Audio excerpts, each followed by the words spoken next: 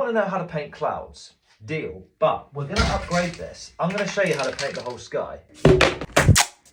Let's roll. We're going to make a daytime sky, so I want slightly darker blues at the top. We're going to make our blues slightly lighter until we get to the lightest ones at the bottom. If you've only got one shade of blue, it really doesn't matter. Now we're going to add the sun. I'm going to start with the sun rays using this white. I'm going to flip it upside down like this.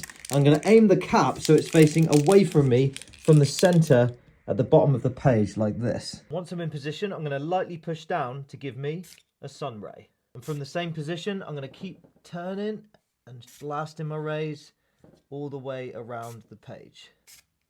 Now that I have all my rays, I'm going to take some yellow and add the sun. Don't overthink this, just literally do it.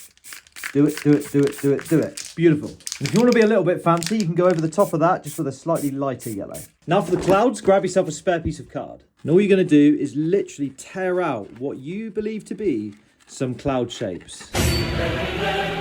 As you can see, it's not an exact science. Don't worry about it. That looks like clouds to me. Now shorten your card until it's about this sort of size and fold it in the middle. This flap acts as a guard, so when you're painting your clouds, you're not shooting white all over the page. Now to add the clouds, we're going to take some white. I use this really cheap white because it's a bit thinner and it makes the clouds look fluffier. Now to add our clouds, we're going to hold over the cloud stencil. Don't touch the page with it, just as close as you can. And you want to shoot the paint about this area here. Nice and light coats, take it away, and you have a cloud. The important thing here is to take your time. When you get a bit more confident, you can go faster, but there's no rush. Another top tip is to make sure you change the angle of the stencil as you use it, and that'll make your clouds look more varied. Or you can always add a second stencil with a slightly different shape. Now there's even more you can do to jazz this up.